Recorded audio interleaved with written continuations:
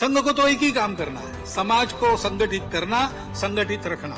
उसके लिए इस प्रकार अपने जीवन को जीने वाले स्वयंसेवकों का निर्माण करना, यही संघ का काम है। इस संघ के कार्य को समझना चाहिए। गांव में, वहां के वातावरण में देश के लिए इष्ट परिवर्तन लाना, इसके लिए कर रहे हैं। स्वतंत्र अलग स्वायत्त है। संघ ने उनको संस्कार, विचार दिया है, प्रेरणा दी है। संघ को तो एक ही काम करना है, समाज को संगठित करना, संगठित रखना। उसके लिए इस प्रकार अपने जीवन को जीने वाले स्वयंसेवकों का निर्माण करना, यही संघ का काम है। इस संघ के कार्य को समझना चाहिए, क्योंकि बहुत सारे शतकों के बाद एक ऐसा काम भारतवर्ष में हुआ है। मुझे लगता है कि तथागत बुद्ध के बाद पहली बार इस प्रकार के स्वभाव निर्माण का कार्य संपूर्ण भारतवर्ष में हो रहा है। इसको समझने के लिए समय लगता है, और जिनको डर लगता है कि इस कार्य के बढ़ने से अपने स्वार्थ के दुकान बंद हो जाएंगे, वो तरह तरह का अपप्रचार भी करते हैं, बाधाएं भी आती है। अज्ञान के कारण भी लोग गलतफहमी में कुछ कुछ कहते हैं, बोलते हैं।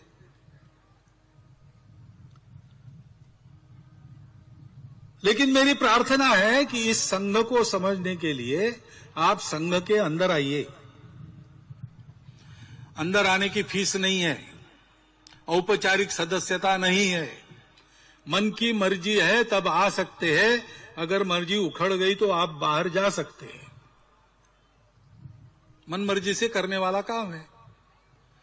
अंदर से आइए, संघ को देखिए।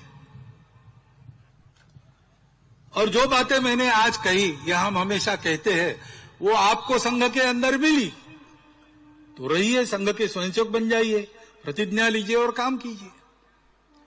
नहीं है तो आपका मन करे उधर जाने के लिए आप स्वतंत्र हैं।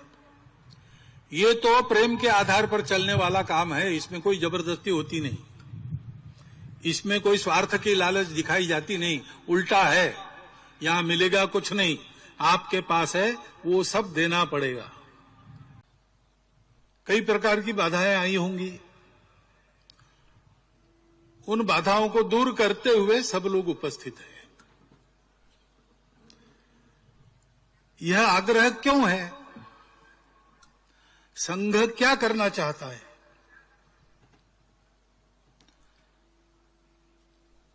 तो एक वाक्य में इस प्रश्न का उत्तर देना हो तो संघ संपूर्ण हिंदू समाज का संगठन करना चाहता है। हिंदू समाज का संगठन क्यों?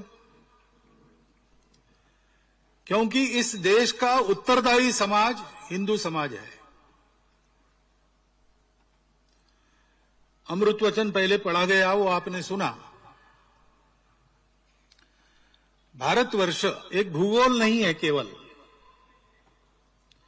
भूगोल तो छोटा बड़ा होते रहता है, परंतु भारत तब कहा जाता है जब उसका एक स्वभाव होता है। भारत का एक स्वभाव है, उस स्वभाव के साथ हम नहीं रह सकते, ऐसा जिनको लगा उन्होंने अपना अलग देश बना लिया।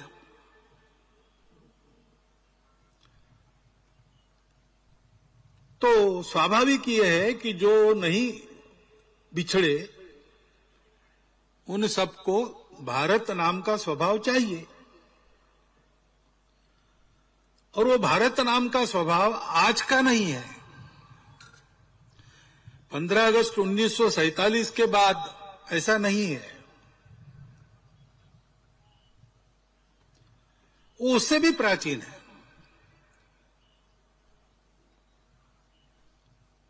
बहुत प्राचीन है। जब दुनिया के इतिहास ने आंखें खोली तो उसने इस भूभाग पर, जिसको भूगोल में इंडो ईरानियन प्लेट कहते हैं, इस भूभाग पर रहने वाले सबका यही स्वभाव पाया। वो स्वभाव क्या है? विश्व की विविधता को स्वीकार करके हिंदू चलता है। सभी की अपनी अपनी विशिष्टताएं होती है। हिंदू जानता है कि ये विशिष्टताएं जिस एक सत्य का आविष्कार है वो सत्य एक ही है। सृष्टि के चराचर जगत में, जड़ चेतन सब में वही एक है जो नहीं बदलता, जो पहले भी था, आज भी है, कल भी रहेगा, वो शाश्वत है। बाकी सब बदलते रहता है।